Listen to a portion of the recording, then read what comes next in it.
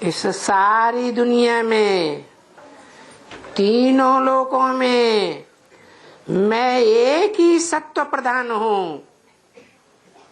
और जैसे को याद करेंगे वैसे ही सत्व प्रधान बन जाएंगे। और हैं तो नंबरवार पुरुषार्थी, केक जैसे हैं। तो जितना जितना सत्व प्रधान बनेंगे,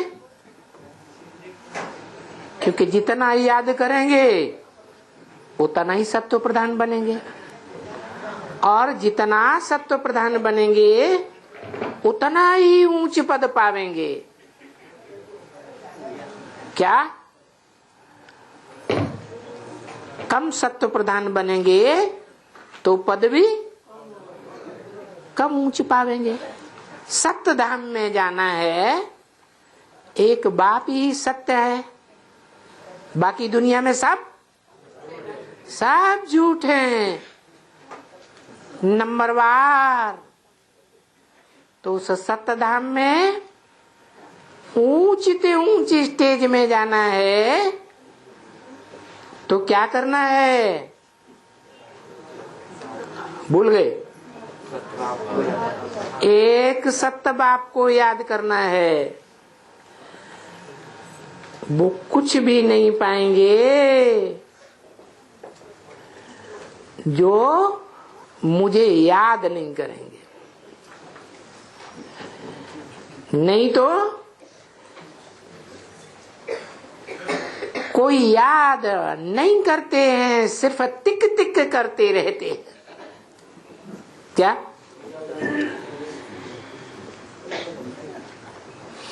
कोई क्या करते हैं? अज्ञान की बातों की टिक टिक करते रहेंगे, भक्ति मार्ग की। ज्ञान का एक भी पॉइंट नहीं सुना सकेंगे। यहाँ बहुत आते हैं, महीना महीना मैं देखता हूँ, आते रहते हैं यहाँ, और मैं समझता रहता हूँ हमेशा, जो आते हैं, जो समझाते हैं, और वो समझते कुछ भी नहीं है, समझाने वाले भी नहीं समझते।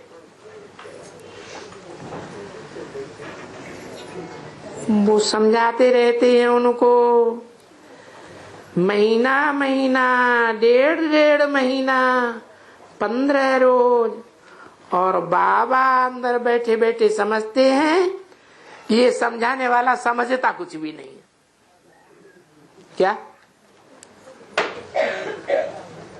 समझाने वाली ने इनको पहला सबक अलफ का पढ़ाया ही नहीं।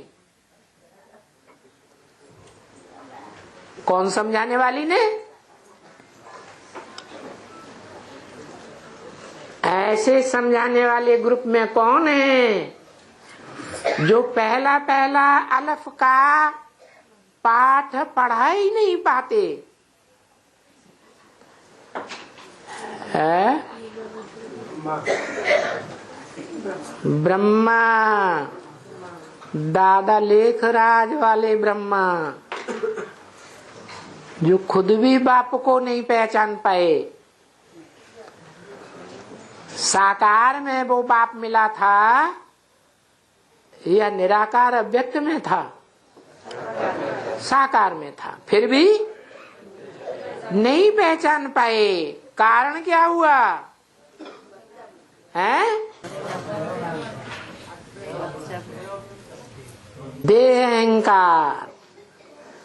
मैं हीरों की दुकान का मालिक हूँ और ये मेरा भागीदार नौकर है, ये देह अहंकार।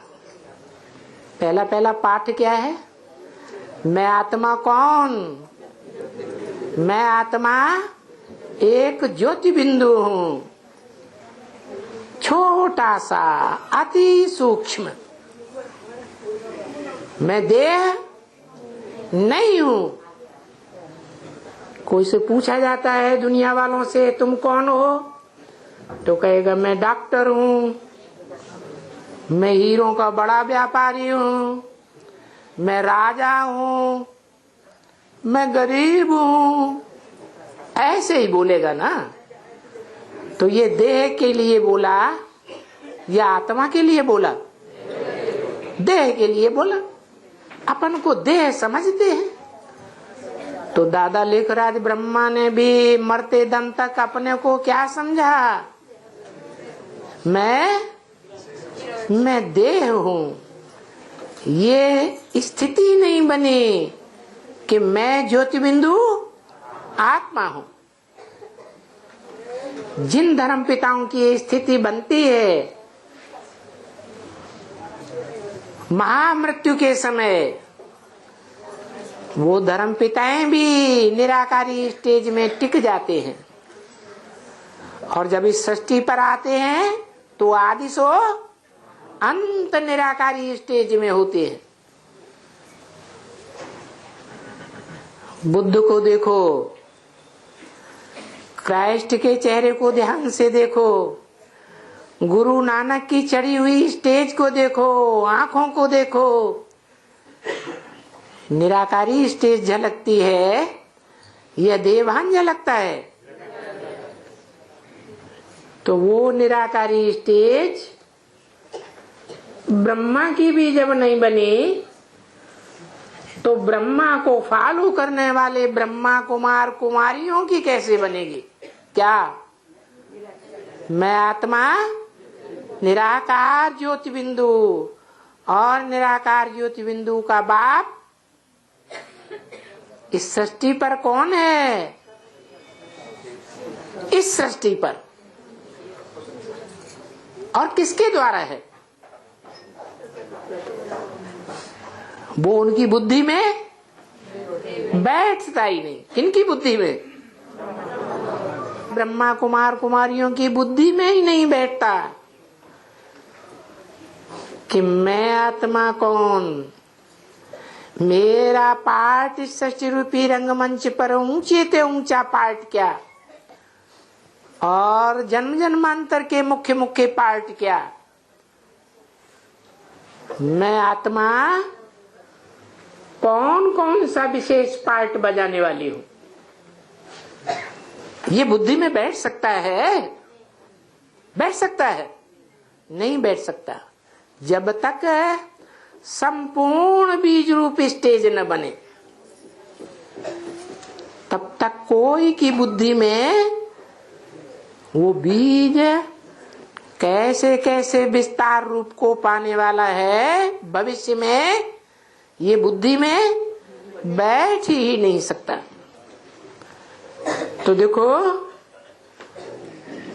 बाबा भी इस बात को समझाते हैं। कौन सा बाबा?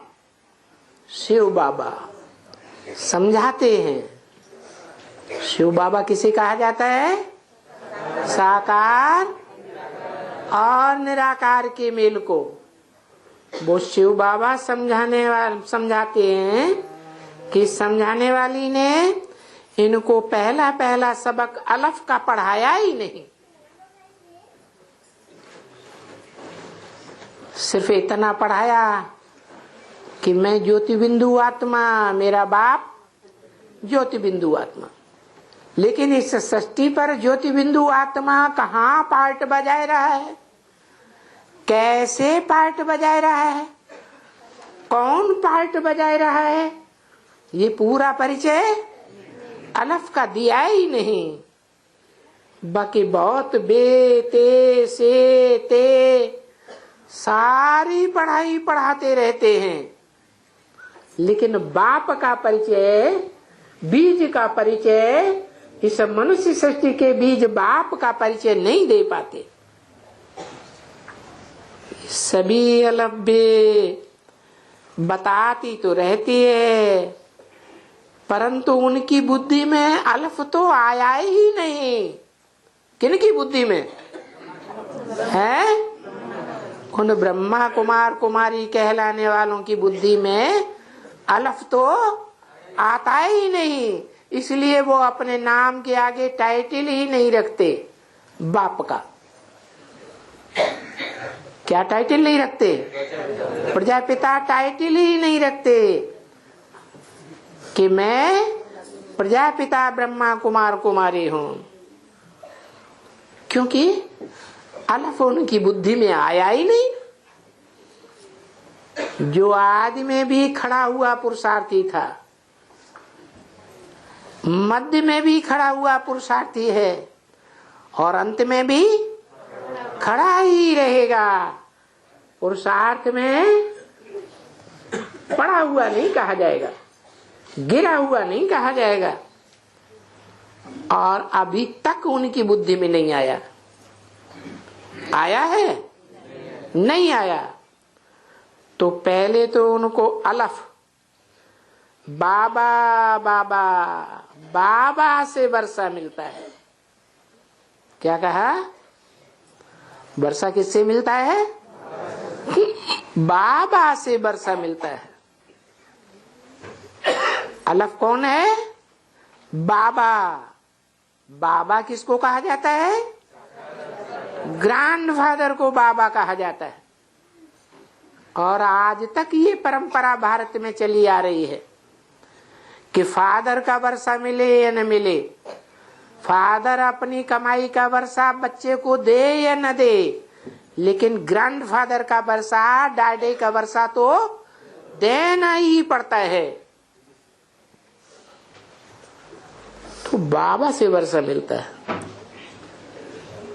याद करना है उन बाबा को और कुछ भी नहीं करना है। यहाँ इस सृष्टि पर और कुछ भी करने का ही नहीं है। क्या? कुछ भी करने का नहीं है, है? कुछ भी नहीं करेंगे तो पेट पूर्ति कैसे होगी? हो जाएगी? नहीं होगी।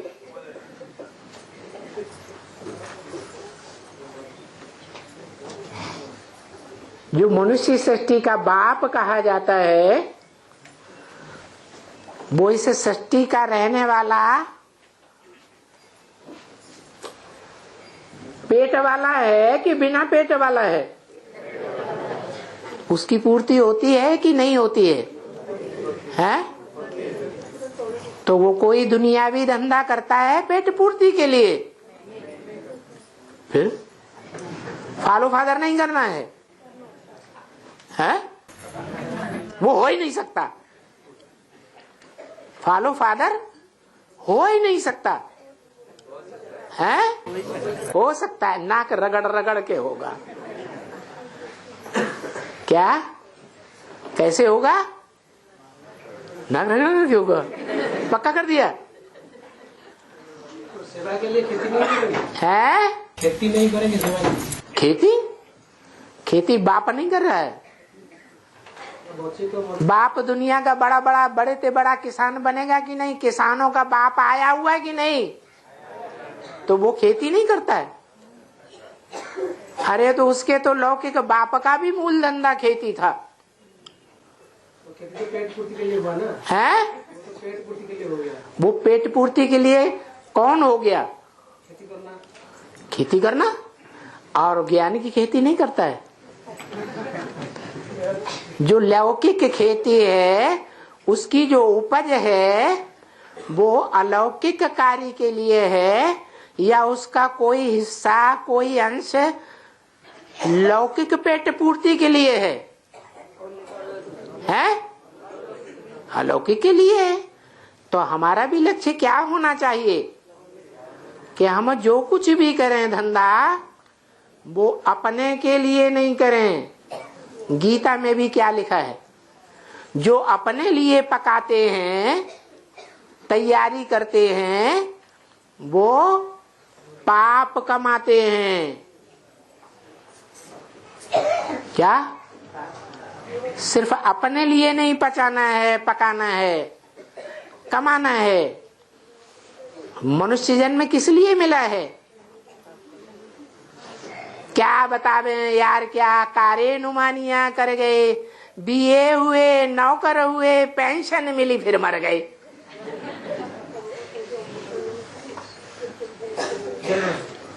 मनन चिंतन मंथन करने वाले मनुष्य की यही जिंदगी है, कीड़े मकोड़ों जैसी, पशु पक्षियों जैसी। उनको मनुष्य कहा जाता है। अरे मनुष्य जन्म जो दुर्लभ जन्म है, मनु की औलाद को मनुष्य कहा जाता है। ये सारे कल्प में असली मनुष्य का जन्म एक ही मिलता है अंत समय में। तो बस पेट पूर्ति के लिए है। कीड़े मकोड़े पशु पक्षी ये पेट पूर्ति नहीं करते हैं। तो मनुष्य जन्म काहे के लिए है? अरे मनुष्य का कल्याण सो सारी सृष्टि का कल्याण होता है।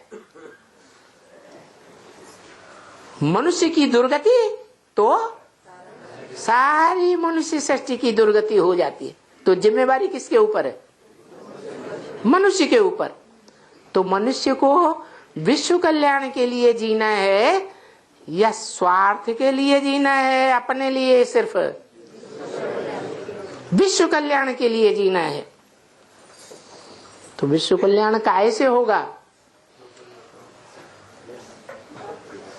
ब्रह्मा कुमार कुमारियों ने जो आज तक दौड़ धूप की है, मेलों की, मलाखनों की, प्रदर्शनी की, इस दौड़ धूप करने से सारी दुनिया का कल्याण हो जाएगा?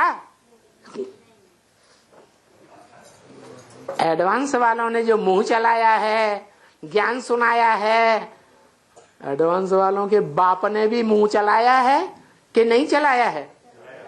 कुछ फायदा हुआ? हुआ कुछ फायदा है?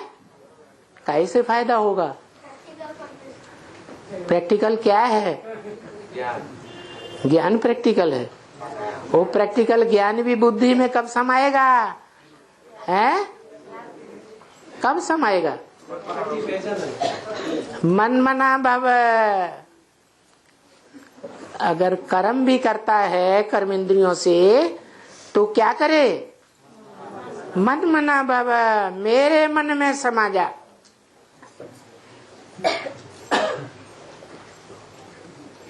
तो यहाँ और कुछ करने का नहीं है। क्या मन बुद्धि से अगर कुछ करने का है तो सिर्फ क्या करना है? मेरे मन में समा जा। इतनी तिक तिक भी करने की दरकार नहीं है जास्ती है? इतनी जास्ती तिक तिक भी करने की दरकार नहीं है। क्यों? कि मुंह बक्का करने से भी कुछ होने वाला नहीं है। भक्ति मार्ग में कितनी कीर्तन किया, कुछ फायदा हुआ? मुसलमान लोग मस्जिद में कितनी जोर से मुंह चलाते हैं, आवाज करते हैं, कुछ फायदा हुआ? मनुष्य सृष्टि का फायदा हुआ या दुर्गति हुई? दुर्गति हुई।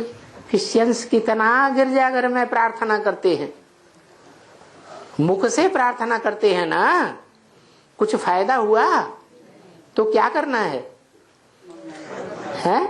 मन को लगाना है, मन को स्वाहा करना है, मन को मेरी याद में लगाना है, याद करना है उनको। किनको? किनको? हैं? उनको माने एक को या एक से ज्यादा को? एक को याद करना माने उनको। अरे हिंदी सीख लो भाई, ग्रामर सीखो हिंदी की। उनको माने एक से ज्यादा हैं तब कहा जाता है उनको, नहीं एक है तो कहा जाएगा उसको। तो याद करना है उनको, और कुछ भी नहीं है यहाँ करने का। उनको माने किनको? किनको? साकार को और निराकार को कंबाइंड रूप में याद करना है, और कुछ नहीं करना। इतनी टिक टिक भी करने की दरकार नहीं है जास्ती। एक तो पहले लिख करके देवे और फिर दूसरे दिन देखो कि उनका मिजाज क्या रहता है। उनको पूछो करते हैं, पूछो भला कहाँ है शिव बाबा। ब्रह्मा कुमार जी, ब्रह्मा कुमारी जी बताओ तो शिव बाबा कहाँ है। कहेंगे ब्रह्मा तन में आया था, अभी परमधाम में चला गया। ब्रह्मा तन में आकर के हमको मुरली सुनाकर डायरेक्शन दे करके चला गया कि नई दुनिया कैसे स्थापन होगी। तो उनसे पूछो, क्या पूछो कि शिव बाबा कहाँ है, तो क्या कहेंगे परमधाम में है।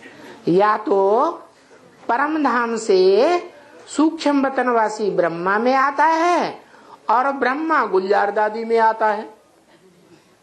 क्या कहेंगे ब्रह्मा गुलजार तन में आता है। फिर उनको बाबा के महावाक्य सुनाओ कि बाबा ने तो कहा है मैं कन्या में सवारी नहीं करता हूं। मैं जब आता हूं तो पता भी नहीं चलता कि मैं कब आता हूं कब चला जाता हूं। मैं जिसमें आता हूं उसका चेहरा मोहरा बदलता ही नहीं, जैसे ब्रह्मा बाबा का नहीं बदलता था। तो आप कैसे कहते हैं कि गुलजार में शिव बाबा आते हैं।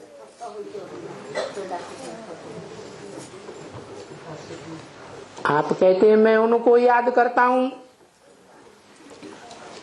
जिसको याद करता हूं वो है कहाँ, कहेंगे परमधाम में। तो फिर परमधाम में है तो इस दुनिया को परिवर्तन कौन करेगा, दुनिया को स्वर्ग कौन बनाएगा। कहेंगे हम बनाएंगे। अरे हम करेंगे दुनिया को स्वर्ग, हम ही सब कुछ करने वाले हैं इस दुनिया में। तो सब कुछ करने वाला कुरु हुआ या नहीं। शास्त्रों में उसका नाम क्या गाया हुआ है, कुरु। कुरु माने करने, करने वाला। और उसकी औलाद को कौरव कहा गया। तो क्या तुम कौरव हो कि तुम ही सब कुछ करते हो, भगवान कुछ नहीं करता। अरे बड़े बड़े धर्म पिताएं इस सृष्टि पर आए, इब्राहिम, बुद्ध, क्राइस्ट, गुरु नानक, क्या करके गए। सृष्टि को नरक बना के गए या स्वर्ग बना के गए, नरक बना के गए। और तुम इतने अहंकार में आकर कहते हो कि हम स्वर्ग बनाने वाले हैं। अरे तुमसे तो अच्छे क्रिश्चियंस हैं जो कहते हैं हेवनली गॉड फादर। भगवान को क्या कहते हैं, हेवन बनाने वाला गॉड फादर। मुसलमान तुमसे अच्छे हैं जो कहते हैं अल्लाह मियां ने जन्नत बनाई। क्या कहते हैं, अल्लाह मियां ने जन्नत। और तुम क्या कहते हो, हम स्वर्ग बनाएंगे। तो उनसे पूछो शिव बाबा परमधाम में नहीं बैठा है। जो स्वर्ग बनाने वाला, सदैव स्वस्थिति में रहने वाला है, वो ही स्वर्ग बना सकता है। क्या हम तुम मनुष्य आत्माओं में से कोई भी ऐसा नहीं है जो सदैव स्वस्थिति में रहता हो। तो कोई स्वर्ग बना सकेगा, है नहीं बना सकता। वो स्वर्ग बनाने वाला शिव इस सृष्टि पर आया हुआ है। इसलिए इस सृष्टि को ही स्वर्ग बनाना है। और परमधाम में स्वर्ग नहीं बनता। क्या वो दुखधाम में आकर के सुखधाम बनाता है। नरक में रह करके, नरक की दुनिया के बीच सुखधाम तैयार करता है। अहंकार छोड़ दो। क्या कि हम स्वर्ग बनाने वाले। अरे कुरु की औलाद ऐसे मत कहो कि हम कौरव हैं, तुम तो पांडव हो, पंडे की औलाद, जो सच्चा सच्चा सुखधाम और शांति धाम का रास्ता बताने वाला है, उसकी औलाद हो। तो सच्चे पंडे की औलाद हो या भक्ति मार्ग जैसे पंडों की औलाद हो, जो पैसे ले लेते हैं और पैसे लेके खा जाते हैं और मर जाते हैं, ऐसे पंडे तो नहीं हो, है? क्या कहते हैं? हम तुम्हें रास्ता बताएंगे। कहाँ का रास्ता बताएंगे? वो मंदिर का रास्ता बताएंगे जहाँ भगवान बैठा हुआ है। अरे भगवान तुम कहते हो परम धाम में बैठा हुआ है। अब परम धाम तुम खुद ही नहीं जा पाए तो हमको कैसे ले जाओगे? तो बोलो कि ये बात हम तुमको समझाते हैं कि शिव बाबा इस सृष्टि पर कहाँ है। ये मूल बात है समझाने की। वही तो ये हम समझाते हैं ना। और वो ही बेहद का हमारा शिव बाबा है। कौन? जो इस सृष्टि पर रह करके इस तमो प्रधान सृष्टि को क्या बनाता है? सत्व प्रधान सतयुग बनाता है। उनको याद करने से, किनको याद करने से है? किनको याद करने से? एक को याद करने से या एक से ज्यादा हैं जिनको उनको कहा? हाँ जी, दो आत्माएं हैं, एक शिव एक शंकर, जिनको भक्ति मार्ग में मिलाकर एक कर दिया गया। और कोई भी 33 करोड़ देवताओं में से नहीं है। त्रिदेव में से सिवाय शंकर के और कोई देवता नहीं है। 500-700 करोड़ मनुष्यों में से कोई मनुष्य नहीं है। ऊंचे ते ऊंचा ग्रेट कहे जाने वाला धर्म पिता भी नहीं है जिसका नाम शिव के साथ जोड़ा जाए। तो वो शिव शंकर कंबाइंड रूप को याद करने से वो ही कहते हैं जो बात दुनिया में कोई नहीं कहता है। और ये बात वो ही कहते हैं, कंबाइंड रूप वाला शिव बाबा।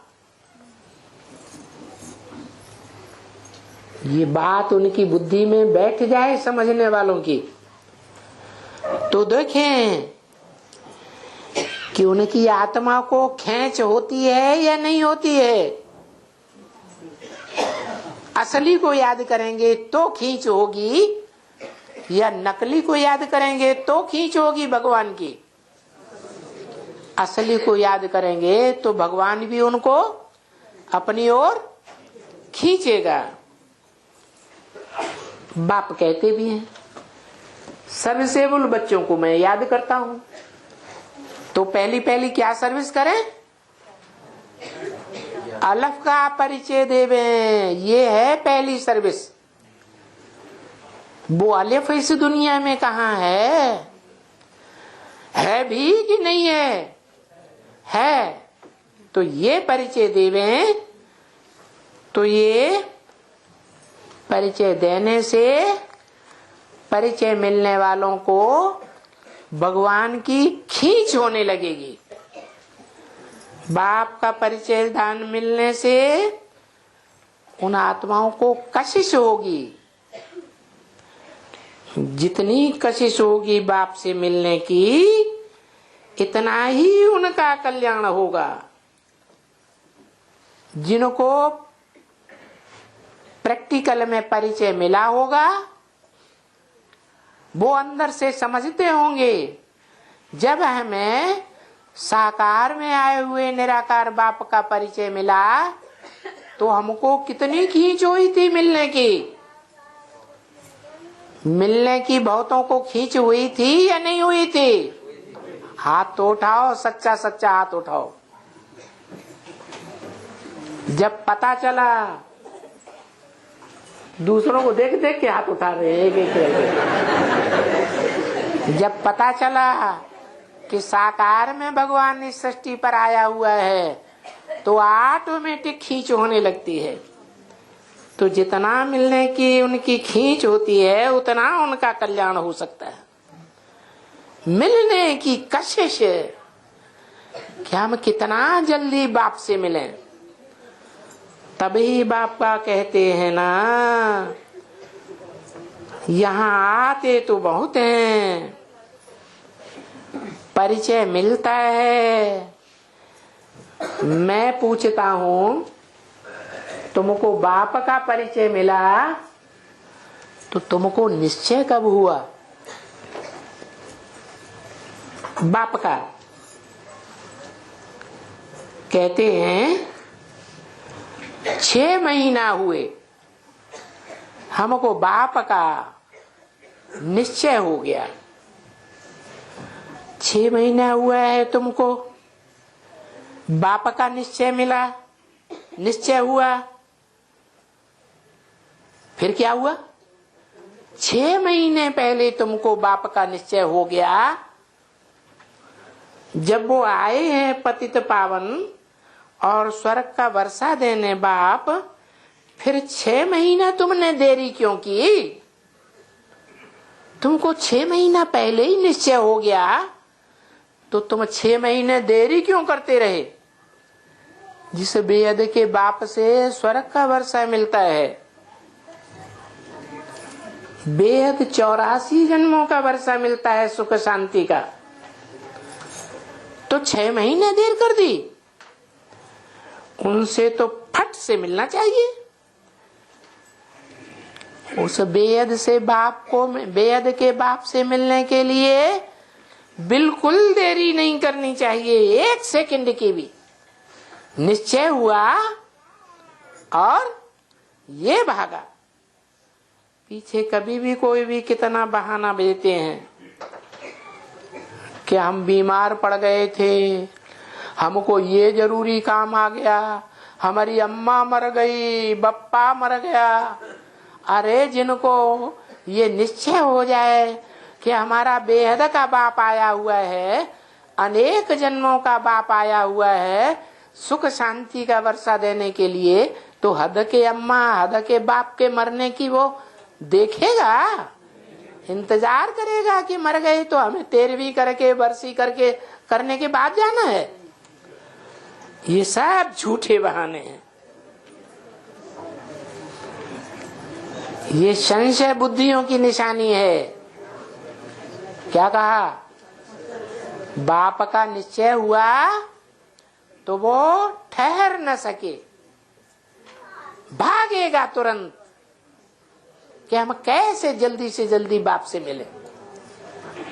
बाप की तारीफ करके कि वो वर्षा देते हैं स्वर्ग का, और वो निश्चय करे, अरे बच्ची वो बैठ ही नहीं सकते हैं, एकदम उनको कशिश हो जावे और भागे। वो बीमार ही क्यों न हो, बीमार हो या न हो, चंगा हो और बिल्कुल ही बीमार हो, मां की घड़ी पर भी हो, उनको ये मालूम पड़े कि बरोबर हमारा बाबा आया हुआ है बेहद का, बेहद का वर्षा देने वाला, तो वो कुछ भी करके बेड रेस्ट से भी उठ करके कैसे भी करके, जैसे कोई बीमार होते हैं ना तो अस्पताल में उठाकर ले जाते हैं ना, तो वहां से उस अस्पताल से उठ करके भी इस अस्पताल में आ जावे। कौन से अस्पताल में? रूहानी हॉस्पिटल में आ जावे। बड़े ते बड़ा आखिरी हॉस्पिटल कौन सा है? इस रूहानी ईश्वरीय हॉस्पिटल में आ जावे। ये है हॉस्पिटल कम यूनिवर्सिटी। ये हॉस्पिटल भी है और पढ़ाई की ऊंचे ते ऊंची यूनिवर्सिटी भी है। ये तो भारी हॉस्पिटल है। ये कोई कम अस्पताल है क्या? अरे ये बच्चियां भी इतना नहीं जानती हैं। कौन बच्चियां है? ये बच्चियां भी इतना नहीं जानती हैं। कौन बच्चियां? ये तथाकथित बच्चियां। अगर जानती होती कि ये बड़े से बड़ा हॉस्पिटल है तो ये हद के ग्लोबल हॉस्पिटल स्थापन नहीं किए जाते, जिनके स्थापन करने के लिए बाबा ने हम बच्चों को मना भी किया है मुरली में। तुम बच्चे तो जिस्मानी हॉस्पिटल नहीं खोलेंगे ना। क्या बोला है मुरली में? ये कोई बिरले हैं बहुत बच्चे जो ये समझते हैं कि ये हॉस्पिटल क्या चीज है। ये तो एकदम बड़ी ते बड़ी हाई सर्जन, बड़े ते बड़ा सर्जन, और यही दवा है एक जरी सी दवा, छोटी सी। कौन सी दवा? मन मना भव, जिससे 21 जन्म पक्का पक्का निरोगी बन जाते हैं। देखो ये 21 जन्म के लिए दवाई है ना। वो तो सर्जन एक जन्म की सर्जरी करते हैं, वो भी सफल हो या न हो। और सफल भी हो जावे तो थोड़े समय के बाद फिर वही बीमारी चालू हो जावे, कोई पक्का नहीं। तो निरोगी रहने के लिए ये एक रूहानी हॉस्पिटल ही है। 21 जन्म की गारंटी है। तो जबकि 21 जन्म निरोगी रहने की दवा है, तो बताओ कितना याद करना चाहिए, कितना ये दवाई सेवन करनी चाहिए।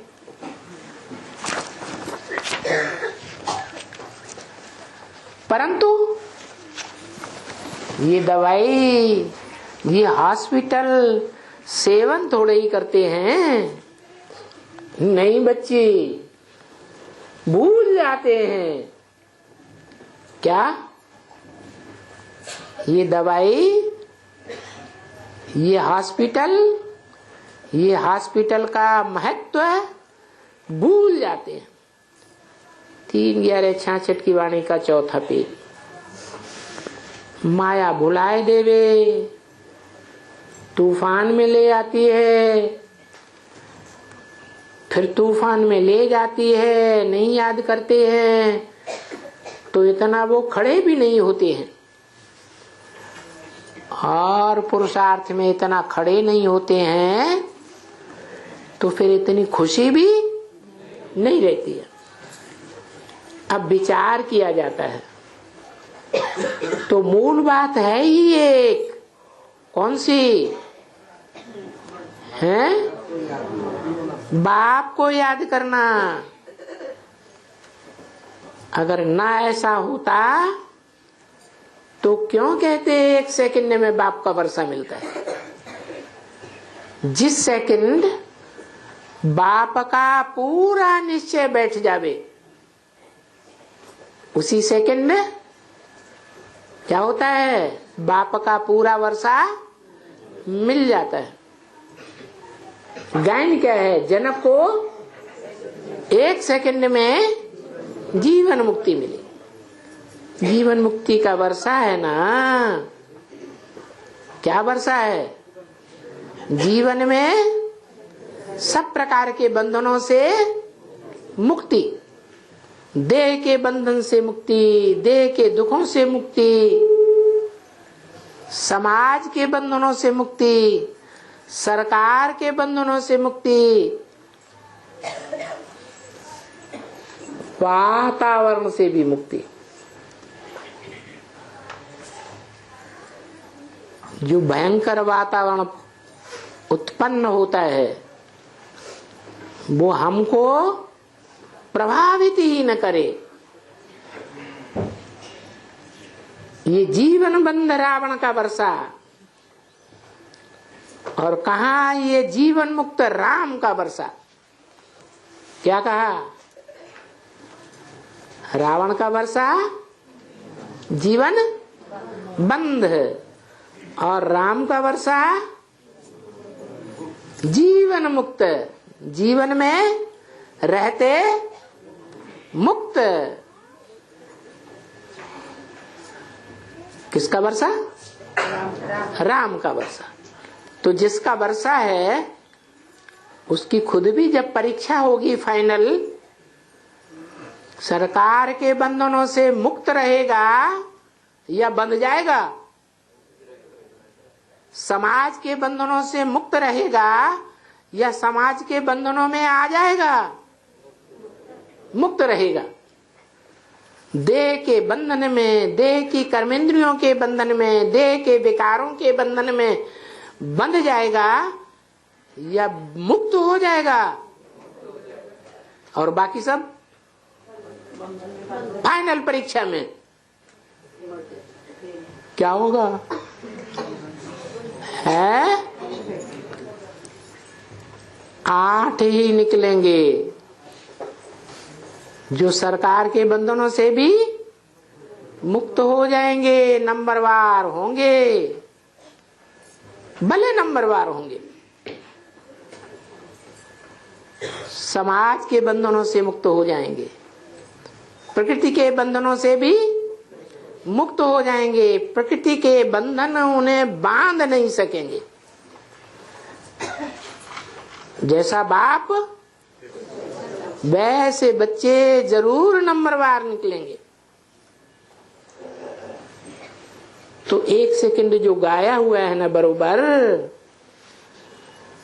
वो भी तो बाबा समझाते हैं। बच्चा पैदा हुआ और यहाँ तो कोई पैदा बच्चा होता ही नहीं है। क्या?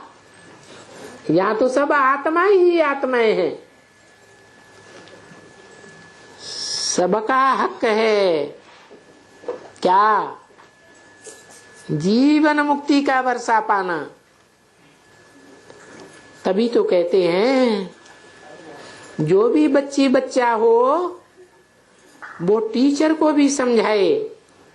अगर कल्याण इन बच्चों का करना चाहती हो, पढ़ाती हो, वो पहले एक बात ये अलफ तो जरूर इन बेचारे बच्चों को समझाओ।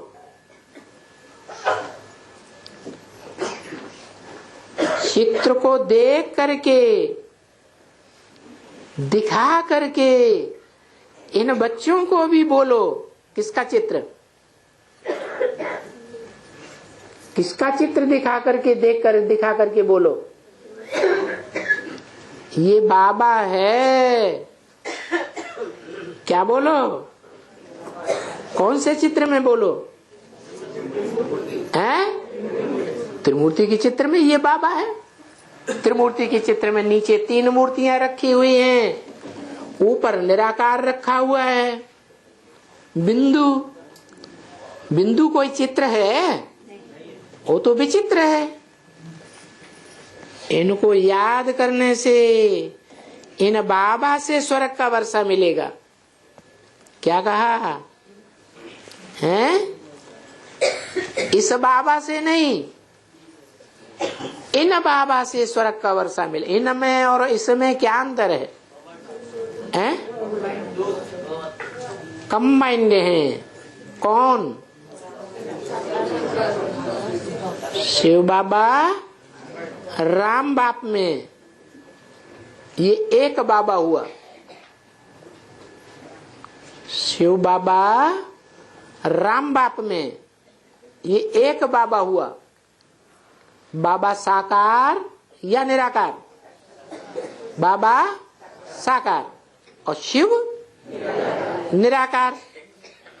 तो यहाँ इन बाबा माना बाबाएं दो हैं, एक राम जिसमें शिव है, एक बाबा, और उसमें ब्रह्मा भी है या नहीं है? बूढ़े को क्या कहा जाता है? बाबा। तो कितने बाबा हुए? दो बाबा हो गए। इन बाबा से स्वर्ग का वर्षा मिलेगा। ये कॉम्बिनेशन हो गया बाबाओं का, शिव बाबा और ब्रह्मा बाबा। तो बेचारे खुशी में आ जावेंगे बच्चे। बच्चों को भी ये बात समझानी है। क्या? कौन से चित्र पर ले जाओ? हैं? अरे मुझ गए। कौन से चित्र पर ले जाओ समझाने के लिए बच्चों को? है? अरे शंकर के चित्र पर ले जाओ, दिखाओ। शंकर के चित्र में चाहे भक्ति मार्ग का भी चित्र क्यों न हो, उसमें भी समझा सकते हो कि ये ज्योति बिंदु है शिव, इसे बाबा नहीं कहा जाता। क्या कहा जाता है? बाप, आत्माओं का बाप। लेकिन ये अकेला ज्योति बिंदु है बिना शरीर वाला, तो बाप। और जब शरीर में आता है तो बाबा कहा जाता है। जिस शरीर में आया, जिस शरीरधारी में आया, वो शरीरधारी भी परम ब्रह्म। तो ब्रह्मा का भी बाप हुआ या नहीं हुआ? हैं? और ब्रह्मा से हम ब्राह्मण पैदा हुए। ब्रह्मा से हम क्या पैदा हुए? ब्राह्मण पैदा हुए। ब्रह्मा है वृद्ध शरीर, बूढ़े शरीर को हमने बाबा कहा, और उसका भी बाप साकार में है या निराकार में? हैं?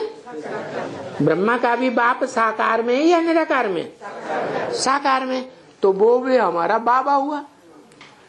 तो इन बाबा से स्वर्ग का वर्षा मिलेगा। कब मिलेगा? जब तीनों आत्माएं, शिव बाप, ब्रह्मा बाप ज्ञान चंद्रमा के रूप में, और राम बाप वाली आत्मा, तीनों ही आत्माएं एक चित्र में समावहित हो जाएं, जो चित्र चैतन्य है। तो बच्चे खुशी में आ जाएंगे। जब प्रेयर में बैठेंगे तो वो बच्चे किसको याद करेंगे? हैं? असली शिव बाबा को याद करेंगे, या जब प्रार्थना करते हैं स्कूल में बच्चे, तो उनकी बुद्धि में भगवान का परिचय होता है क्या? है? नहीं होता। तो फिर याद किसको करेंगे? याद ही नहीं कर पाते कि सच्चा भगवान कौन है। ऐसे ही बिना विचारे, बिना समझे याद करते रहते हैं प्रेयर में। तो शिव बाबा को याद करें, और फिर शिव बाबा की रचना स्वर्ग को याद करें। उनको बताए देना चाहिए, ये देखो, त्रिमूर्ति में दिखाओ, ये देखो स्वर्ग है ना। क्या? त्रिमूर्ति ऊपर, नीचे लक्ष्मी नारायण का चित्र, और उसके नीचे राधा कृष्ण स्वर्ग में बैठे खड़े हैं। तो उनको दिखाओ, ये देखो, ये लक्ष्मी नारायण स्वर्ग के मालिक है ना। इनको कहा ही जाता है श्री लक्ष्मी श्री नारायण। ये हमारी अहम ऑब्जेक्ट है। क्या बनना है हमको? नर से नारायण और नारी से लक्ष्मी। भगवान बाप आए हैं हमको नर से नारायण जैसा देवता, महाराजा महारानी बनाने के लिए। ये राजा रानी महाराजा महारानी की पढ़ाई दुनिया में कोई भी नहीं पढ़ाई सका। कोई ने पढ़ाई मनुष्य मात्र ने नहीं। ये कंट्रोलिंग करने की पावर सिवाय भगवान के और कोई दे ही नहीं सकता। दुनिया में जितने भी मनुष्य मात्र हैं वो सब आधीन बनाने वाले हैं, स्वाधीन राजा बनाने वाला कोई भी नहीं है। तो बच्चे खुश हो जाएंगे, अरे हम तो डॉक्टर की पढ़ाई पढ़ रहे थे, हम तो इंजीनियरिंग की पढ़ाई पढ़ रहे थे, क्या हम तो जज बनना चाहते थे। उनको बताओ कि जज भी स्वाधीन नहीं होता, डॉक्टर भी स्वाधीन नहीं होता।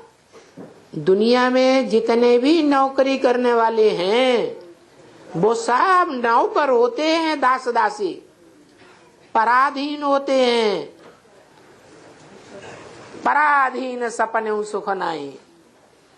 जो पराधीन होते हैं उनको सपने में भी सुख प्राप्त नहीं हो सकता है। तो क्या करना है?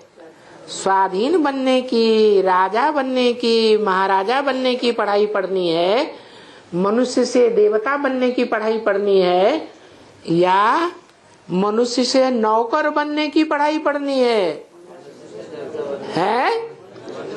तो बच्चों की बुद्धि में बैठ जाएगा, अरे वो वाकई डॉगली पढ़ाई है और ये वाकई गॉडली पढ़ाई है। ओम शांति।